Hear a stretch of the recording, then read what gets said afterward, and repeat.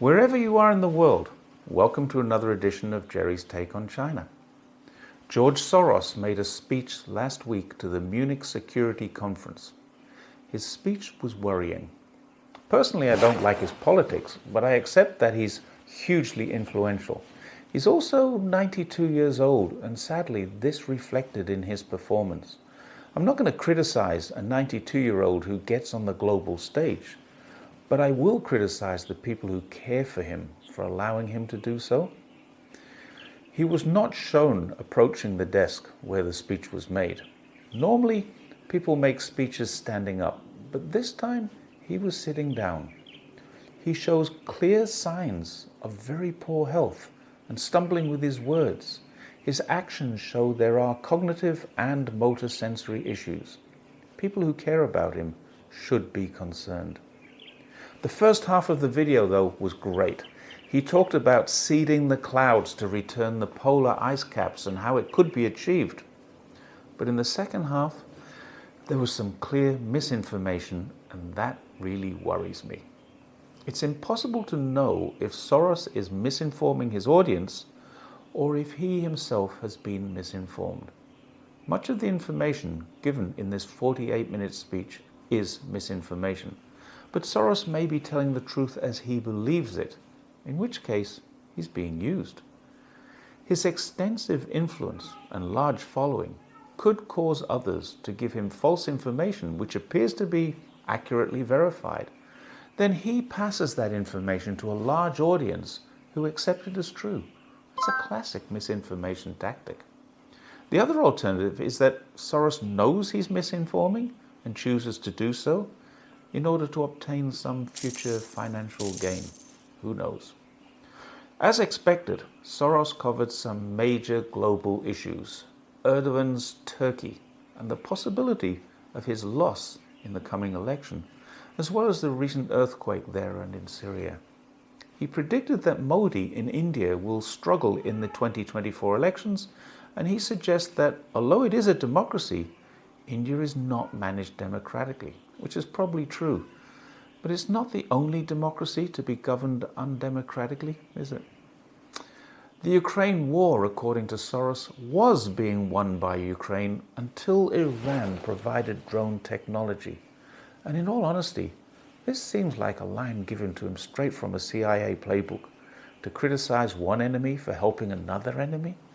Realistically, if Iran is helping Russia while the entire international community and NATO are helping Ukraine, then the addition of 3,500 drones would surely not significantly affect the direction of the war. Soros seems to have a view of the Ukrainian conflict that matches most Western media outlets. Overall, Russia is losing and Ukraine is winning. Defeats for Ukraine are considered strategic withdrawals and preparation for counterattacks, while wins for Russia are at great cost and not very important. Soros does disclose that due to Republican concerns, another large package of funding for Ukraine is unlikely to be approved by Congress. This is interesting in that it's the first time anyone has publicly indicated there isn't 100% bipartisan support for Ukraine. Perhaps Soros knows something that no media outlets know. He also stated that the Wagner Group have been pushed by Putin to produce a victory before the 24th of February, which didn't happen. So it seems as if there are some misunderstandings there too. When he turns to China, Soros comments that the collapse of the Russian Empire would be a big loss to China, and that Xi Jinping would be the obvious loser, as his close association with Putin would hurt him. The clear interpretation of this statement is that he believes one of the key factors in keeping Xi in power is the strength he derives from his relationship with Putin, and that China's people, or the people in power in China, would rise up against the leadership seeking change. This interpretation is common, but always wrongly held. People who are classified as experts on China have limited view of what Chinese people think, only what they would think if they were Chinese, which they're not. To quote Soros, China may already be undergoing a revolution.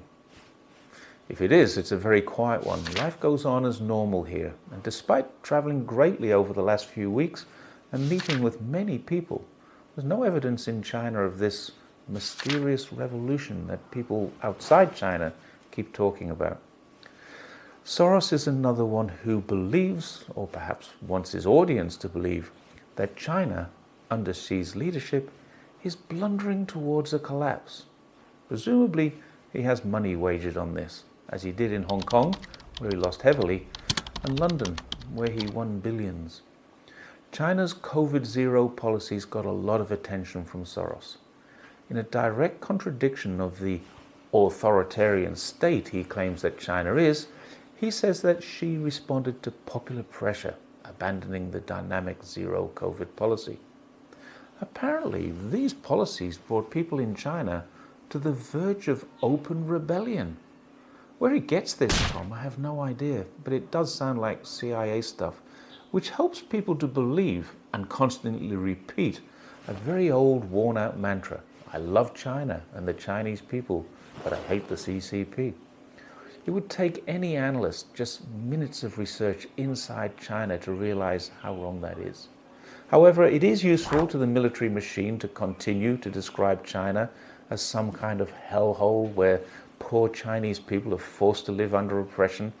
It makes it easier to invade them later with a view to killing them or freeing them, I'm not sure.